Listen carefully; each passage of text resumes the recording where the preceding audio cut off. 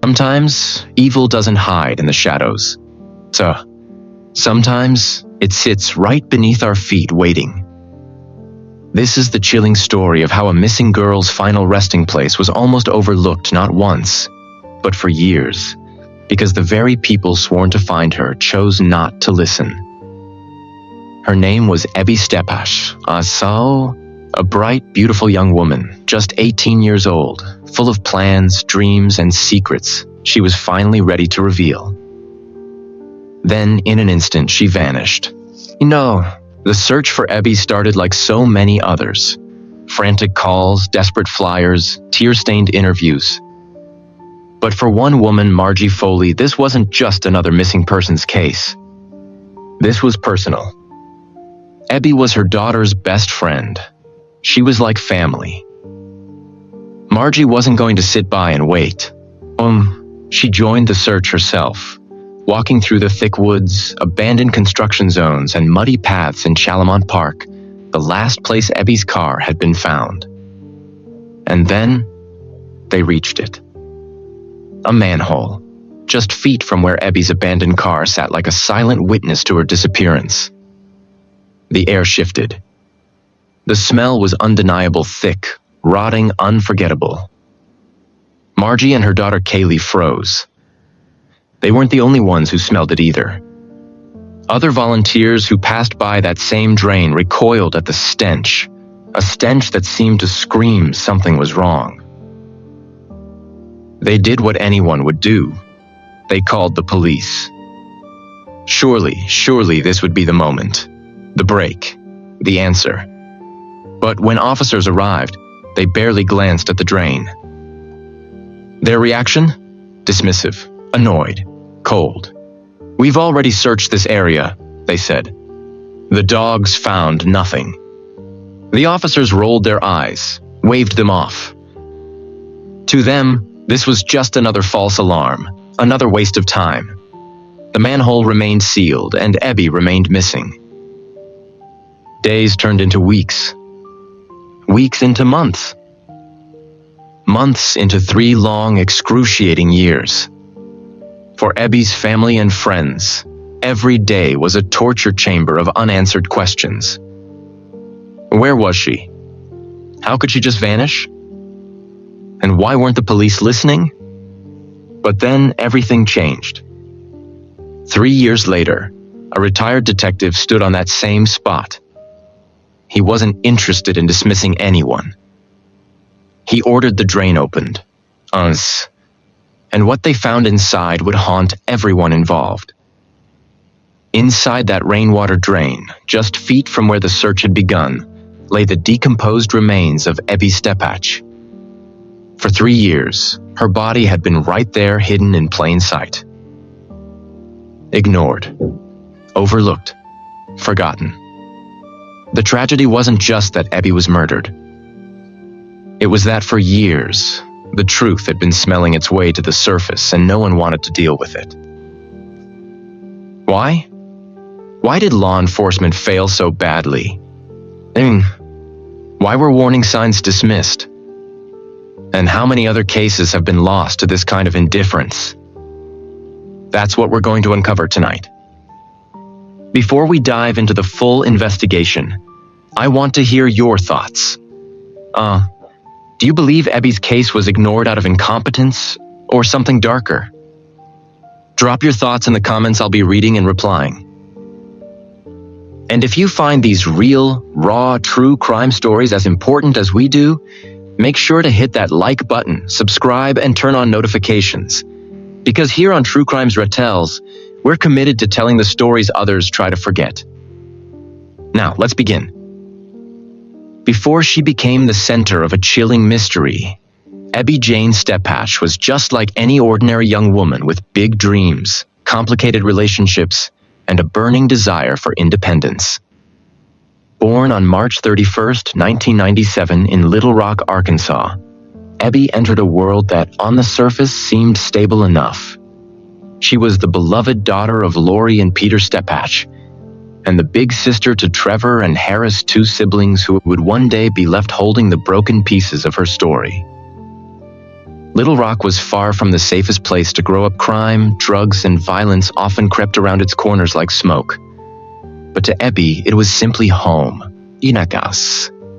As the years passed, life slowly shifted. Ebby's parents went through a painful divorce, a fracture that can leave any child feeling caught in the middle. But despite that turbulence, a new chapter opened when her mother remarried a man named Michael. Yeet. For many step-parent situations, things can get tense, but not here. Michael wasn't just tolerated, he was welcomed. Ebby quickly bonded with him, finding comfort in his presence and building a strong stepfather-daughter connection. In fact, by all outward appearances, she was adjusting well. She still had her spark, her edge, her fierce personality. Because if there's one thing everyone says about Ebby, it's this. She didn't let anything or anyone control her. If she wanted something, she was going to fight for it. At that point, Ebby's dream was clear. She wanted to become a cosmetologist. Hair, makeup, beauty, this was her passion, and she was eager to carve out a career in it. She was taking steps to make it happen, but by 2015, when she turned 18, life threw her a detour. Like many young adults standing at the edge of freedom, Ebby wanted space. Independence was calling. The tension of living under her parents' roof was building not from any clear conflict, but from that natural urge so many teenagers feel. I need to figure this out on my own. So she made a decision. She moved in with her grandparents. Occasionally, she'd also stay with friends for extended periods. Sleepovers would turn into week-long stays. Nights out stretched later and later. From the outside, her family still believed she was finding her way, but beneath the surface, something was shifting. Ebby was beginning to drift. Partying became more frequent. Late nights blurred into early mornings. School was no longer a priority. She began skipping classes altogether. Her once focused path toward cosmetology was slowly getting clouded by a new lifestyle, one filled with parties, risky choices, and questionable new friends. Her family saw the changes. They were concerned. They wanted her to come back to stability, back to safety. But Ebby was determined. She was in that dangerous stage where the thrill of freedom overpowers the warnings of loved ones. Sadly, she would never get the chance to correct course. The true nightmare began in October of 2015, a month that started like any other but ended in irreversible tragedy. On October 21st, 2015, Ebby skipped school again. No one knew exactly where she was that day, and she wasn't offering up any explanations. 2 days later, the night of October 23rd, she went to a party. A party that would change everything. No one in her family knew where she was going that evening. She didn't share any details. And what happened at that party has haunted every single person involved in this case ever since. When Ebby finally returned home the next day, something was deeply wrong. Her face was pale. Her hands shook. Her voice trembled.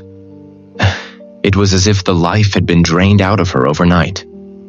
Her stepfather, Michael, immediately sensed it. He asked her what was wrong. And that's when Ebby broke. Through tears, she revealed the horror that had unfolded at the party. She had been sexually assaulted.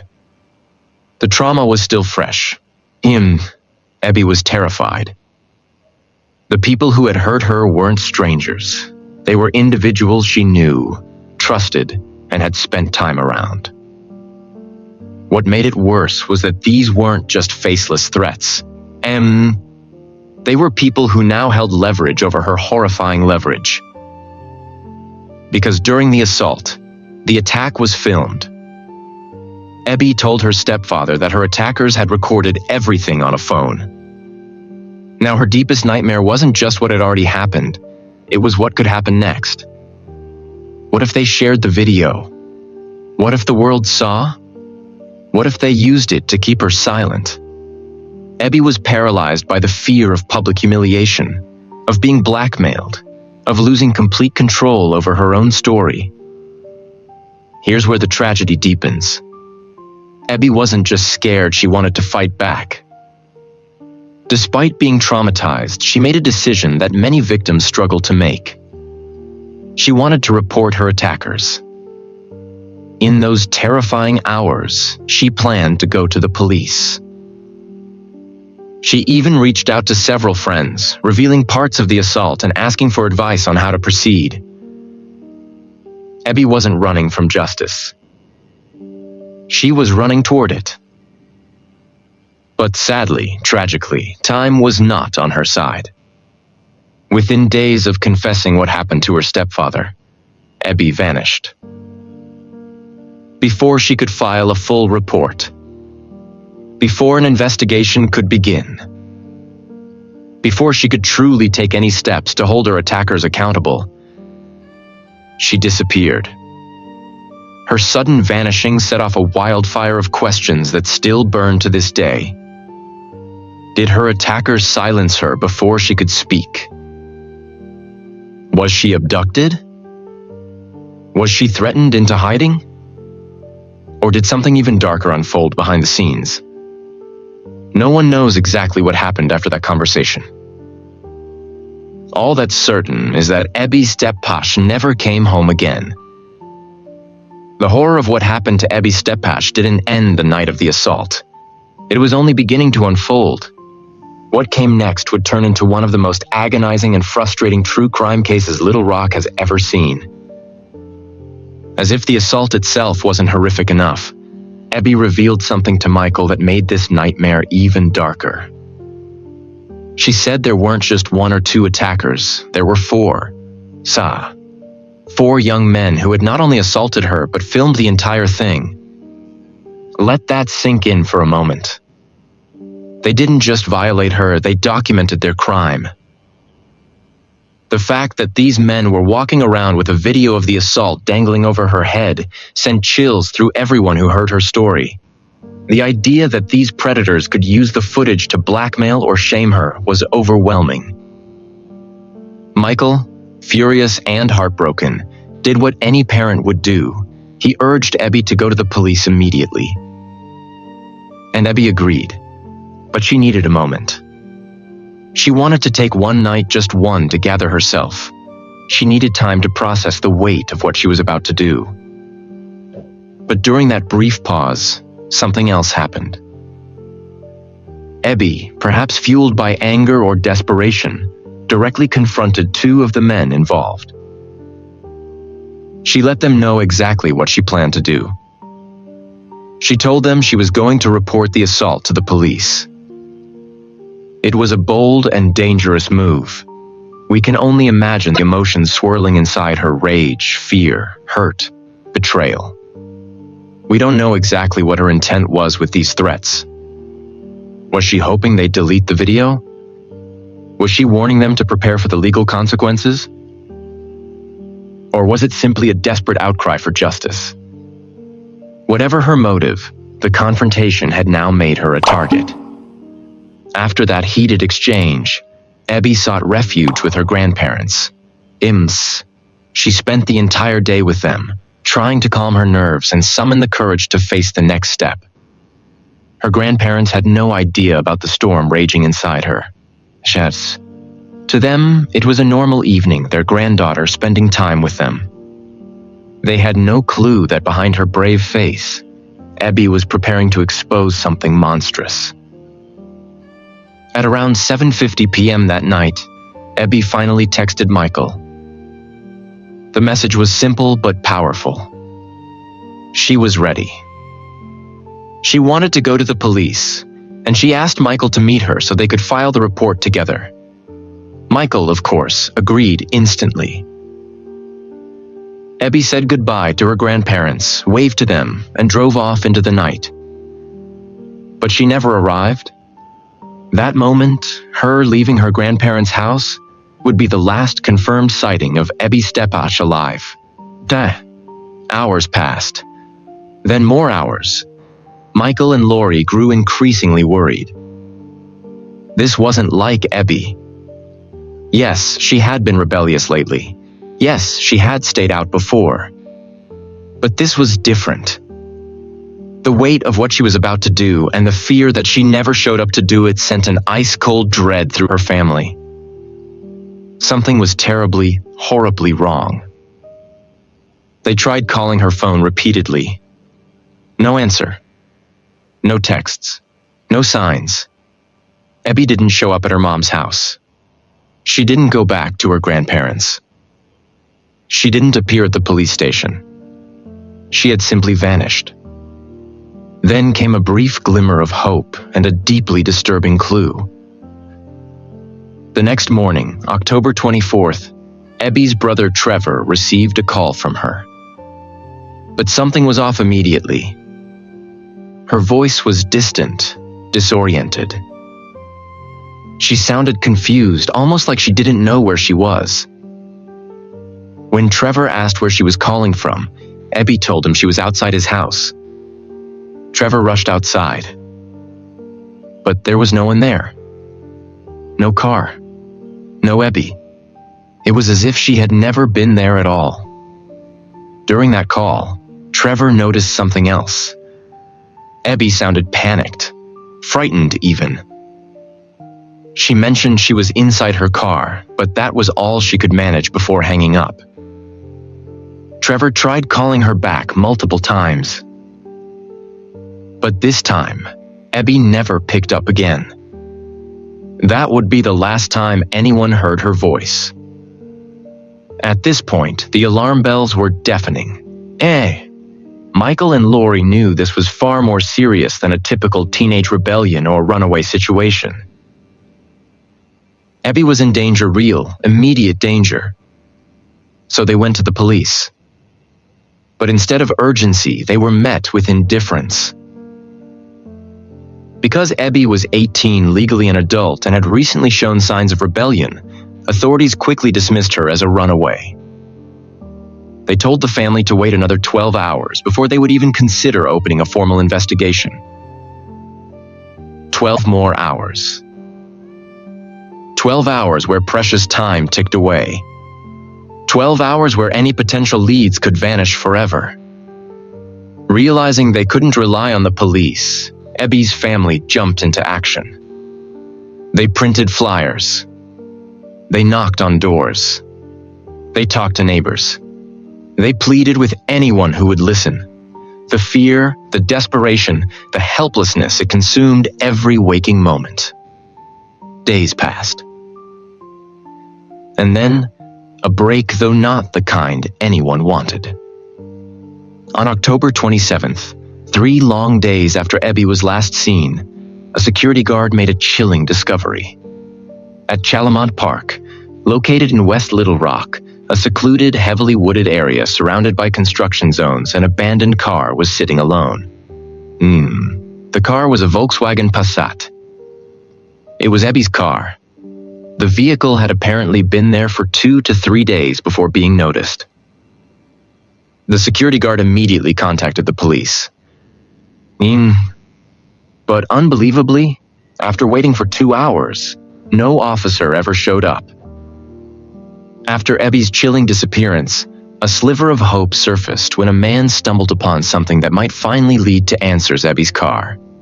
It was parked at Chalamont Park, a quiet wooded area in Little Rock, but the scene was anything but peaceful. Yes, the man who discovered it quickly called the police. And yet, even with the urgency of a missing teen tied to an active investigation, it took authorities nearly an hour to arrive. When officers finally reached the scene, they inspected the car, and what they found only deepened the mystery.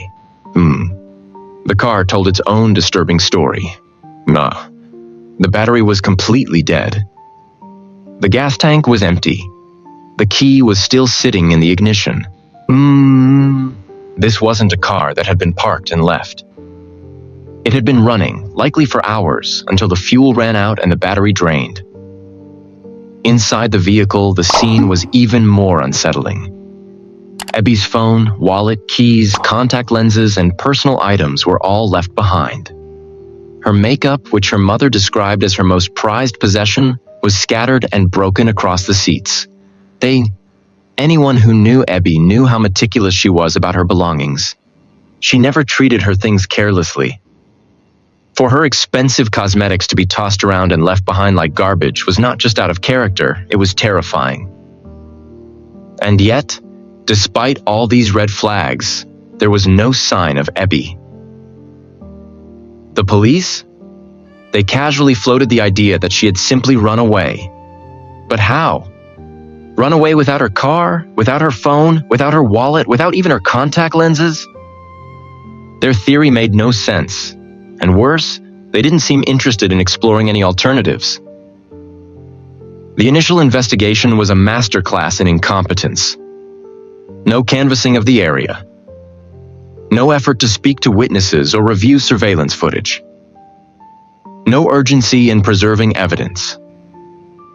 Shockingly, after their brief search, the police left the car unlocked, doors and trunk wide open. Then, as if scripted for a tragedy, a heavy rainstorm swept through, soaking the interior of the vehicle. Any potential fingerprints, DNA, or clues were likely washed away forever. It was like watching a crucial investigation slowly drown before everyone's eyes. The lack of care from law enforcement was painfully obvious to everyone, especially Ebby's devastated family. Why weren't they doing more? Why weren't they taking this seriously? As frustration grew, rumors swirled. Was this simply gross negligence, or was something darker happening behind the scenes? A cover-up. The police later claimed they had searched the park and surrounding woods using cadaver dogs, suggesting they had done everything possible. But to many, including Ebby's family, this claim felt empty. Why would a department that barely treated this like a real investigation suddenly put in that kind of effort? Why bring in dogs if they believed she had run away? Even if some minimal search occurred, it clearly wasn't thorough. And so, with the police essentially washing their hands of the case, the people who loved Ebby the most were forced to become investigators themselves. While the police seemed comfortable filing the case away as another runaway teen, Ebby's family and friends refused to give up. They organized their own search parties, combing through the woods and park where the car had been found.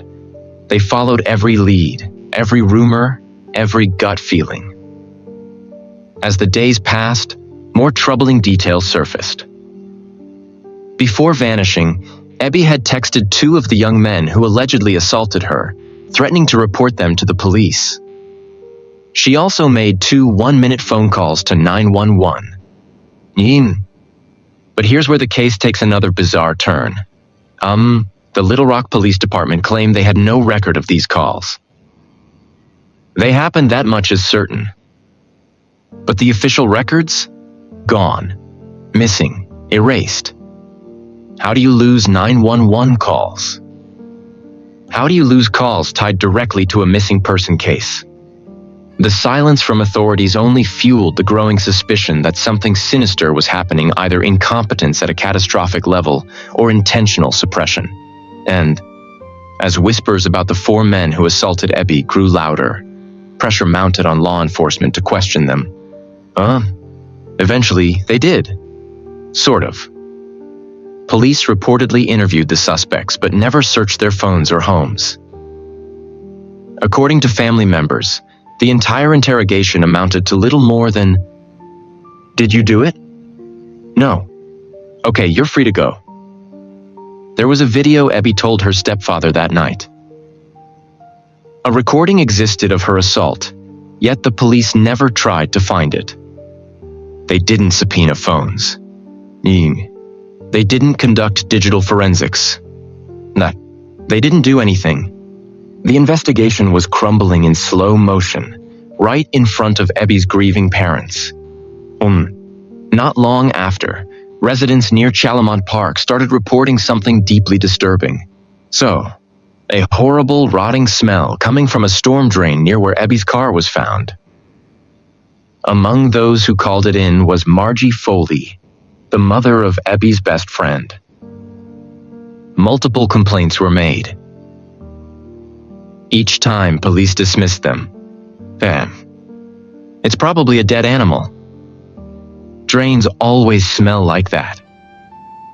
Even as the community stood feet from where Ebby's body would one day be discovered, the police did nothing.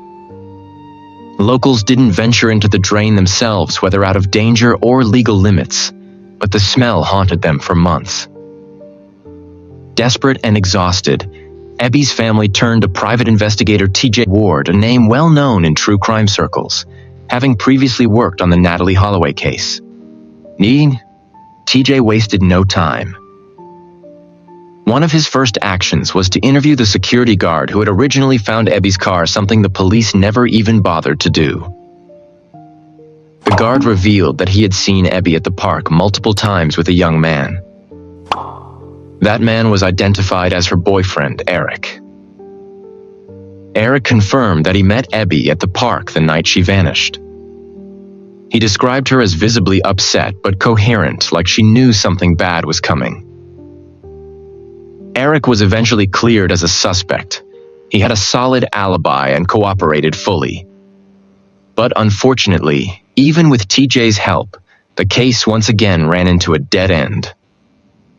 Nearly 3 years after Ebby's disappearance, the cold trail finally warmed, thanks not to the police, but to a retired detective named Tommy Hudson. Tommy wasn't willing to accept the botched investigation as the final word. On May 24th, 2018, he returned to Chalamont Park, back to that same drain where the smell was first reported. He had the manhole opened. Inside was a narrow claustrophobic drainage pipe about a foot wide, stretching 80 feet deep. Prodding equipment was lowered inside. At 70 feet in, something was blocking the path. Crews excavated the pipe. And then the discovery everyone feared. Skeletal remains. The remains were quickly tested and confirmed. Ebby Jane Steppach, SS. After 3 years of heartbreak, searching, and police negligence, Ebby had been right there all along. What made this discovery even more gut-wrenching was that people had reported the smell from this exact location shortly after she went missing. Had police acted, they might have recovered her much sooner. Instead, the case spiraled into a haunting symbol of failure, pain, and unanswered questions. Because her remains had deteriorated so severely, authorities were unable to determine a cause of death. No answers. No justice. No closure. We still don't know if Ebby entered that drain willingly, was forced, or was placed there after death. To this day, the men suspected in her assault have never been publicly identified or charged. And as for the Little Rock Police Department, the ones who had the chance to act, the chance to find her earlier, they offered nothing but silence. Now we step into the darkest part of this case, the agonizing realm of theories, suspicions, and bitter, painful truths that continue to haunt not just Ebby's family, but anyone who's followed her story. And well, because when you look at the pieces laid out on the table, it's almost impossible not to draw one devastating conclusion. Yet, Ebby Jane Steppach was silenced.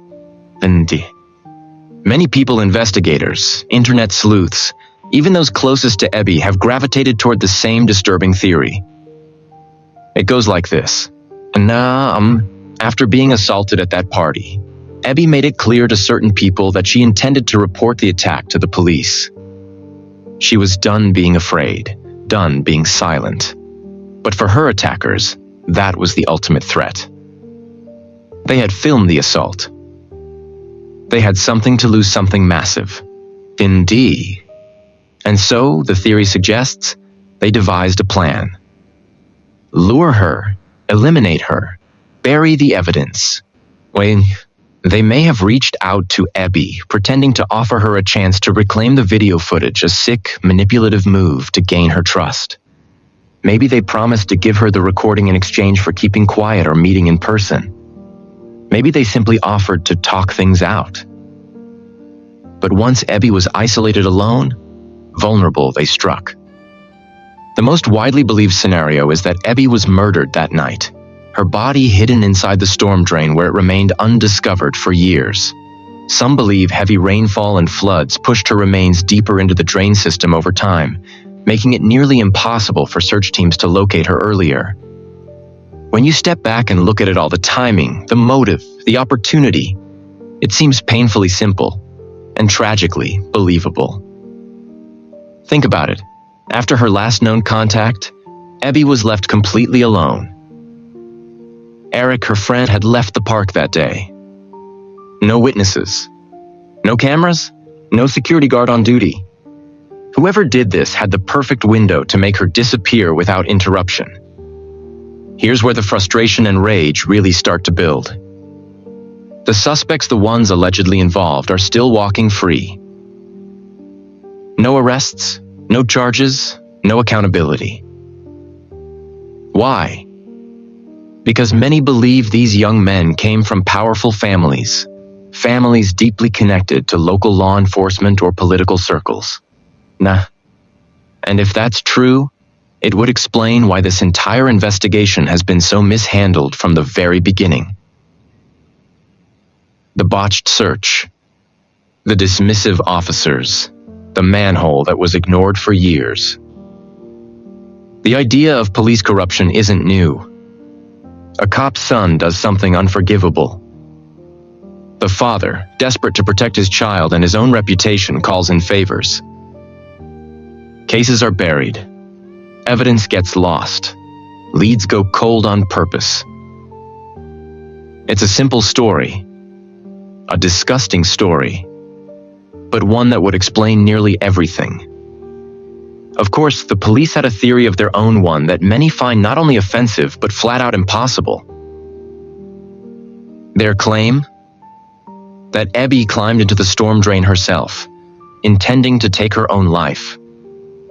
Let's break that down for a moment. First, the logistics make no sense. The manhole cover weighs over 100 pounds.